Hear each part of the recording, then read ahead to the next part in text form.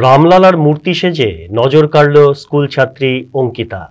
দিন কয়েক আগে পুরাতন মালদা পুরসভার ২, ৩, ৪ এবং ৫ নম্বর ওয়ার্ডের বিভিন্ন গম্ভীরা শিল্পী ছদ্মবেশ ধারণ অনুষ্ঠানে অংশগ্রহণ করেন। প্রায় ৩০০ জন প্রতিযোগী এই ছদ্মবেশ ধারণ প্রতিযোগিতায় অংশগ্রহণ করলেও রামলালার মূর্তি সেজে সকলের নজর কেড়ে নেয় ৫ নম্বর ওয়ার্ডের তৈলমুন্ডি এলাকার ৫ম শ্রেণীর ছাত্রী অঙ্কিতা চক্রবর্তী। রামলালার জীবন্ত মূর্তিকে দেখে দর্শকরা নমস্কার করতে থাকেন, কেউ বা আবার চোখের জল ফেলতে থাকেন। অঙ্কিতার বাবা অনুপ চক্রবর্তী দীর্ঘদিন ধরে গম্ভীরার সঙ্গে যুক্ত। বাবাকে দেখেই অনুপ্রাণিত হয় অঙ্কিতা। অঙ্কিতা জানায়, ওলমালদার গম্ভীরার বড় তামাশায় অংশগ্রহণ করেছিলে? হ্যাঁ। কি সেজেছিলে তুমি? আমি রামলালা সেজেছিলাম। কে সাজতে বলেছিল তোমাকে? আমার নিজেরই ইচ্ছা হয়েছিল আমি রামলালা সাজবো। আগে থেকে মনে করেছিলে? হ্যাঁ, ফোনে দেখেছিলাম তাতে। আচ্ছা, কতক্ষণ সেজেছিলে তুমি? আমি 11টা থেকে প্রায় 9টা অবধি সেজেছিলাম। কষ্ট হচ্ছিল না তোমার? না।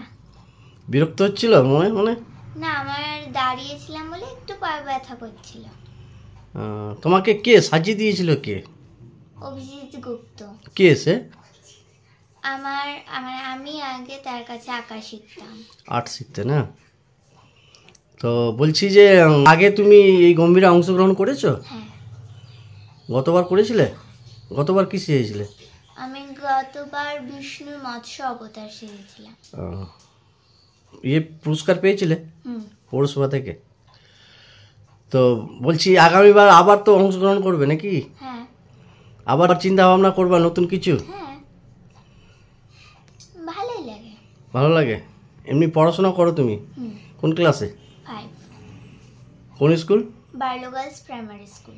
বলছি যে পড়াশোনা ছাড়া আর কি কি ভালো লাগে তোমাকে? আমার গান, আঁকা, নাচ সবই ভালো লাগে। আমার খুবই ভালো লাগছে, আমাকে সবাই ভালোই বলছে, খারাপ বলেনি। অঙ্কিতাকে যে সাজিয়েছিলেন সেই অভিজিৎ গুপ্তার অবদানও কম নয়। অভিজিৎ গুপ্তা জানান, কতক্ষণ লেগেছিল সাজাতে? সাজাতে লেগেছিল মোটামুটি সকাল 11টা থেকে 5:30, বৈকাল 5:30টা অবধি।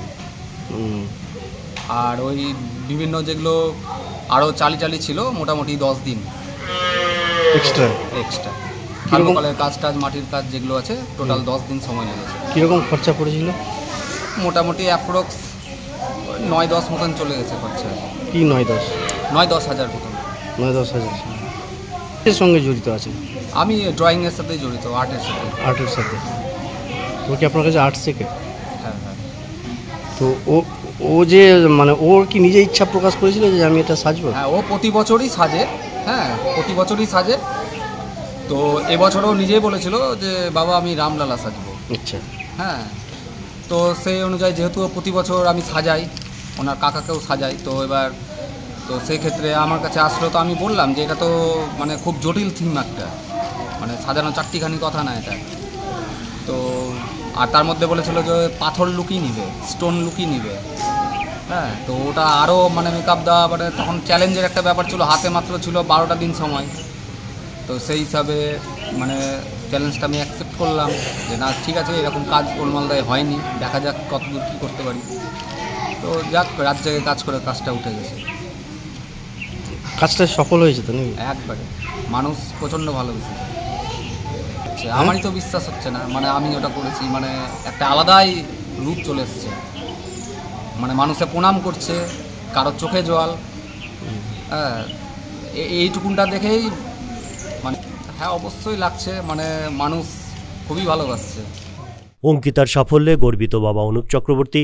তিনি জানান, মেয়ে কোথা থেকে অনুপ্রাণিত হলো এই ইয়েতে? আমি একজন গম্ভীরা শিল্পী। আচ্ছা।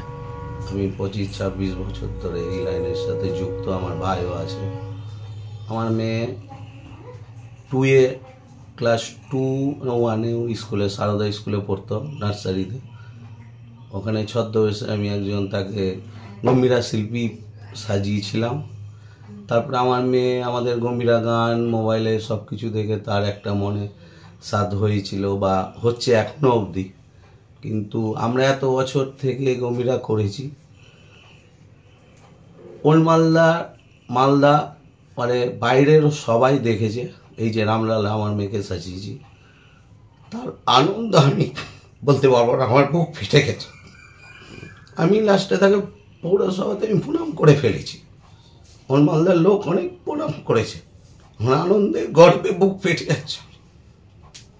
এইটুকুই বলতে পারবো। আশা করি আমি তাকে চেষ্টা করবো গম্ভীরা শিল্পী হিসাবে সবসময় তাকে চেষ্টা করতে যেন গম্ভীরার দিকে যুক্ত হয়। আর ছোটই সবাই নষ্ট হয়ে যাচ্ছে, গম্ভীরা শিল্পটা নষ্ট হয়ে যাচ্ছে। আমাদের অনুপ্রেরণায় আমি চেষ্টা করবো আমার বাড়ির মেয়ে হিসাবে তাকে গম্ভীরার সাথে যুক্ত করার। মালদা টুডে।